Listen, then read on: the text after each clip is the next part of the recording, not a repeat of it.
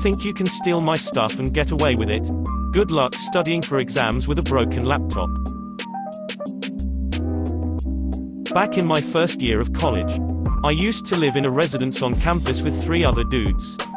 2 of them were cool, shout out to B-Dog and Al, but the third, named David, had a nasty habit of taking things that weren't his and mysteriously forgetting that the objects had fallen into his possession. Of the items he had stolen and were subsequently found in his room included food, snacks, notebooks, vapes, and earbuds, albeit cheap ones. We'd all complained to our but since they were such small items, we were told that we should just have a house meeting and talk about it with David to have the problem fixed. We had 2 of those, where he claimed, "It all looks so similar. How am I supposed to know which is mine?" Considering that we all kept our shiz in our rooms, this was obviously BS, but the RA residence assistant said unless it was something major, campus police wouldn't launch an official investigation. So we instituted a masking tape policy and marked everything. But lo and behold, he still continued his petty theft. Knowing nothing would happen unless I took action, I planned my revenge. I shelled out around $80 for something similar to this bad boy. It was a USB device that once plugged into an unsecured USB port. Fried the computer by building a charge and dispersing it into the port, pretty much destroying the CPU among other parts. Now obviously I wasn't going to plant this anywhere, but I had to make it seem like this was a tool and not some sort of setup. So I'd roped B-Dog and Al in on my plan and installed this software called Device Lock, which protects USB ports from being used without express permission from the user on all of our devices, also just in case the asshole tried to plug it into our laptops. I even went as far as taping my name to this silicon time bomb, with them roped in. The last thing to do was wait and see if David had learned his lesson. It took all of 3 days.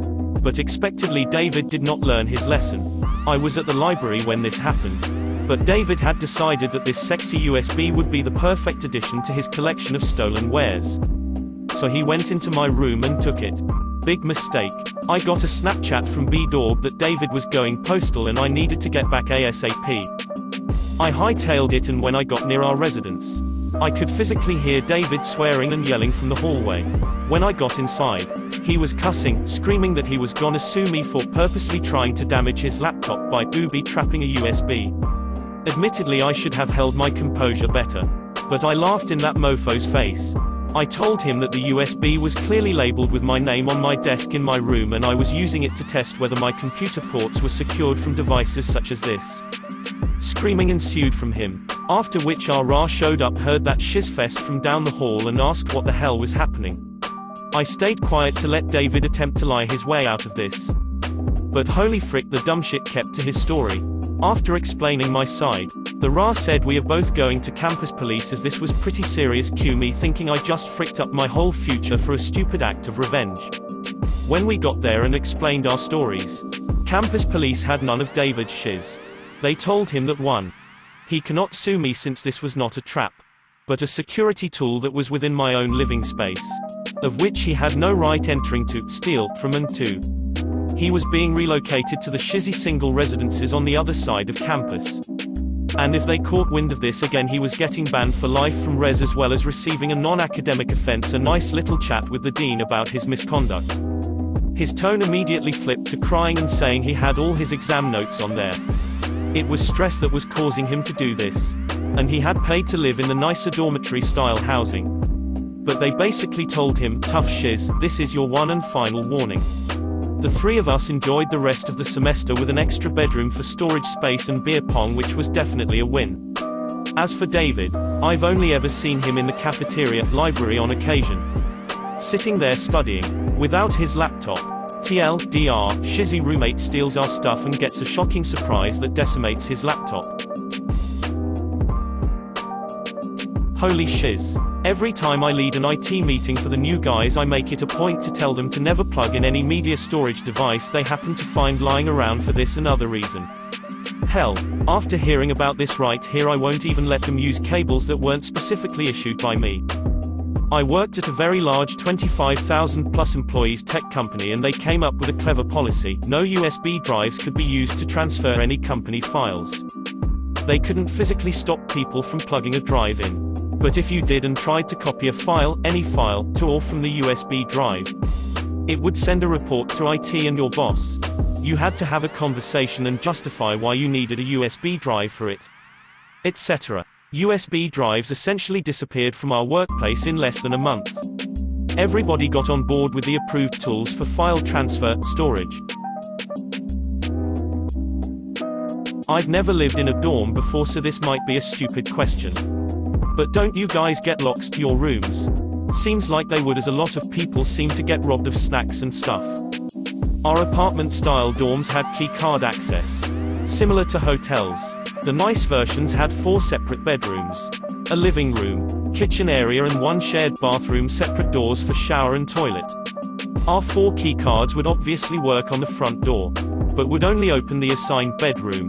If you double-swiped on your bedroom, it would leave the door unlocked.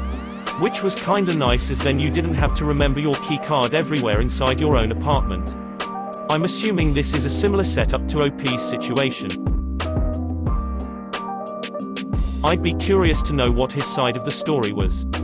A+ though, and good for your defense of having a security tool that you had purchased for testing purposes and having labeled it with your name to boot. As someone whose career is in IT, I can't stress enough the rule to never, ever plug in a USB device that you don't explicitly know what is on the device. Just borrowing.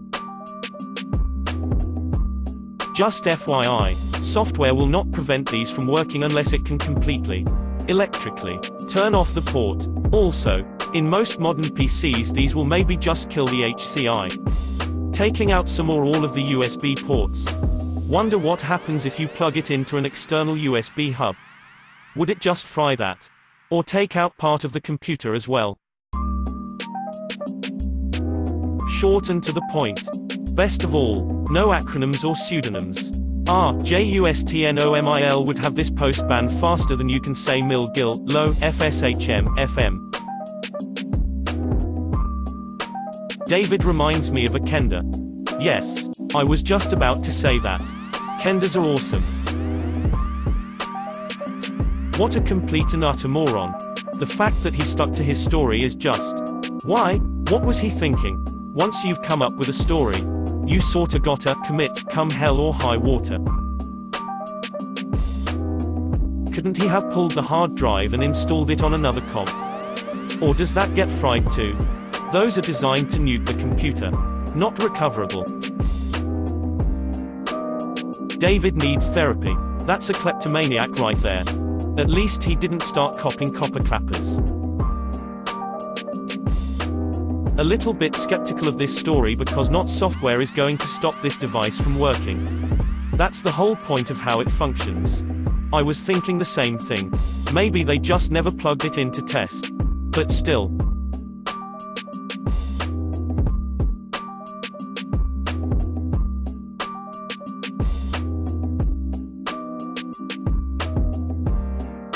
It's always fucking David. I had issue with literally any David in class for some reason. But why do you have so many soaps? Johnny? USB killers just dump high voltage to the motherboard. Software won't protect the port against that. They charge their capacitors using voltage supplied from the ports though. So if the port is disabled, then the USB killer should not operate. I didn't even know such USB devices existed. Wow, that's some instant karma for him.